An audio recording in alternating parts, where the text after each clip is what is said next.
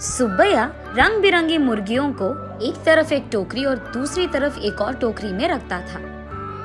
उन मुर्गियों को सारा गांव घुमाकर उन सबको बेचकर पैसे लेकर वो खुशी खुशी घर लौटता है।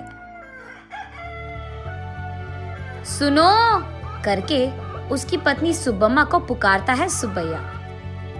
हाँ जी, आप आ गए, सारे मुर्गियों को बेच दिया आपने, ऐसे कहती है सुब्बम्मा। अरे हाँ, दुगने दाम को बेच दिया मैंने, ऐसे खुशी में कहता है सुब्बैया।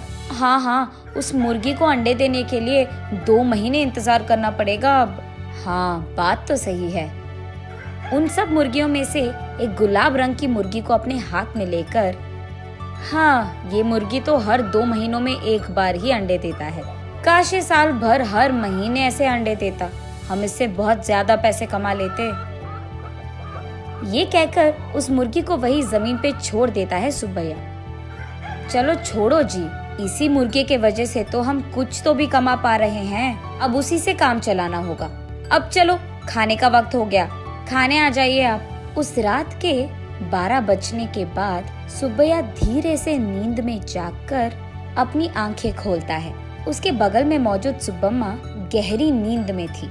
इसी को मौका मानकर सुब्बैया धीरे से एक चाकू को लेकर बाहर जाता है। बाहर टोकरी के नीचे मौजूद उस गुलाब रंग की मुर्गी को वो बाहर निकालता है और उस मुर्गी से सुब्बैया ऐसे बात करता है। हर महीना अगर तू अंडा देगी तो तेरा कुछ जाएगा क्या? या फिर तुझे इस बात की घमंड है कि तू एक ही है जो रंग बिरंगे अंडे देती है? आज मैं तेरा घमंड उतार दूंगा। तो क्या कि तुम हर महीना अंडे नहीं देती हो, सारे अंडे तो तुम्हारे ही पेट में है ना। उन सारे अंडों को एक ही साथ बाहर निकालकर मैं उन सबको एक ही बार में बहुत ज्यादा पैसे के लिए बेच दूंगा, देख लेना। ऐसे कहकर जोर से हंसकर उसके चाकू से उस गुलाब रंग की मुर्गी को मार देता है सुब्बैया। लेकिन उसके पेट में देखने पर उसे एक भी अंडा नजर नहीं आता है। हाय भगवान, ऐसे सोचते ही रहता है कि इतने देर में सुब्बम्मा नींद से जाग उठती है। वहाँ आकर उसके पति के किए को देख, अरे भगवान, ये तूने क्या कर दिया?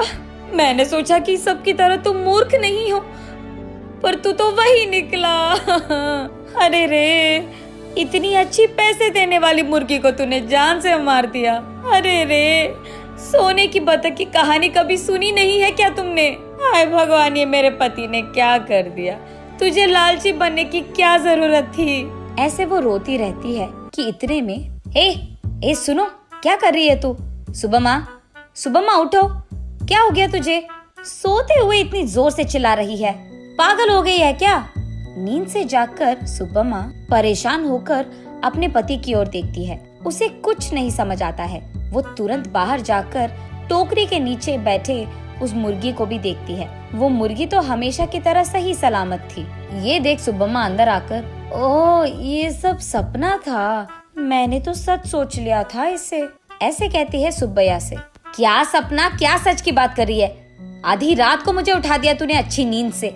चल जाओ, सो जाओ अभी, कहता है सुब्बैया। अरे जाइए ना आप भी, मुझे तो बुरा सपना आया कि आपने उस मुर्गी को जान से मार दिया, क्योंकि आप लालची बनकर उसके पेट में मौजूद अंडों को निकालना चाहते हैं।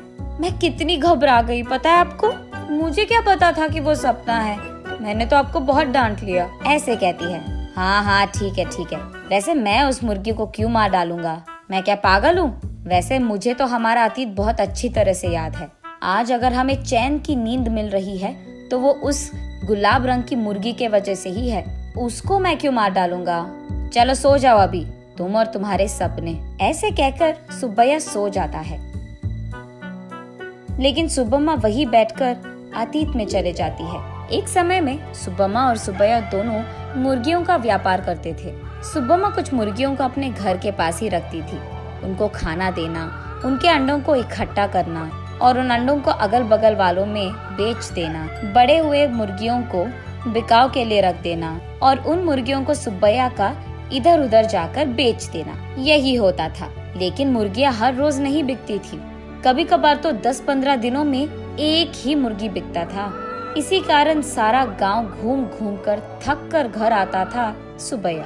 कभी कभार तो उन मुर्गियों को दाना डालने के लिए भी सुब्बैया और सुब्बम्मा के पास पैसे नहीं थे। तब एक दिन सारा दिन घूमकर थके हारे सुब्बैया उसके घर लौटता है। घर आकर वो बरामदे में बैठता है और उसके बगल में सुब्बम्मा खड़ी रहती है। क्या आज भी एक भी मुर्गी नहीं बिकी? वो ऐसे पूछ ही रही थी कि वहाँ एक साधु आता है। माता, खाने के लिए कुछ दे दो, ऐसे पूछता है। थका हुआ सुब्बैया, ए साधु, हमारे पास ही खाने के लिए कुछ नहीं है, अब तुम्हें क्या दे? अगर चाहिए तुम्हें तो हमारे पास बहुत सारे मुर्गियां हैं, एक लेकर जाओ, ऐसे कहता है। तब साधु छोटा सा हंसी एक देकर, मुर्गी का मैं क्या करूँगा बेटा, मैं मांस नहीं खाता हूँ, मेरे पास ही एक मुर्गी है, इसको तुम ही पालो, ये लो।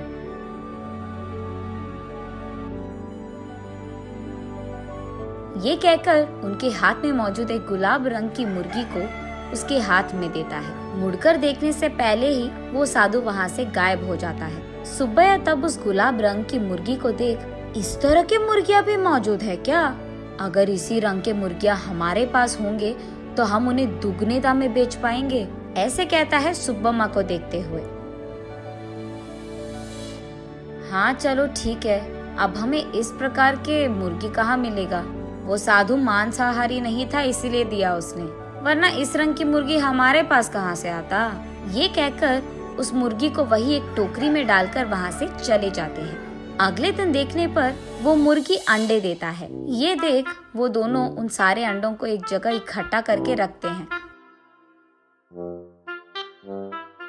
कुछ दिन बाद उन अंडों से बाहर आए मुर्गियों को देख सुब्बम्मा आश्चर्यचकित हो जाती है। अरे सुनो, इधर आइए आप, सुनते हो? अरे कहाँ हो आप? इधर आइए जल्दी, ऐसे वो अपने पति को पुकारती रहती है। अरे क्या हो गया? ऐसे चिल्ला रही है जैसे कोई मर गया, क्या हो गया?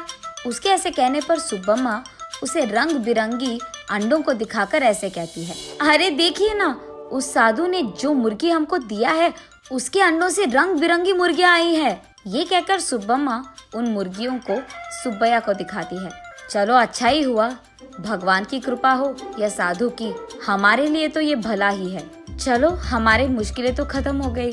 आज ही मैं इन सारे मुर्गियों को बाजार में दुगने दाम पर बेचकर उन पैसों के साथ घर लौटूंगा। सुब्बैया जो रंग बिरंगे मुर्गियों को लाता है, वहाँ के गांव वाले कभी नहीं देखे थे। इसी कारण गांव वाले सारे बहुत उत्साह से हमें चाहिए तो हमें चाहिए, ऐसे एक दूसरे में बहस करते हुए सुब्बैया के पास जाते हैं।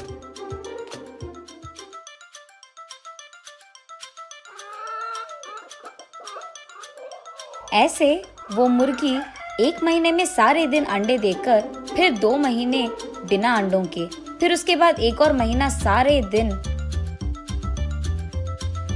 अंडे देते हुए रहती थी। अब उन्हीं महीनों में सुब्बैया भी अंडों को जमा करके उन्हें बाजार में बेचता था। ऐसे ही कुछ ही दिनों में पति पत्नी दोनों कमाए हुए पैसों के कारण चैन की नींद सोने लगते हैं।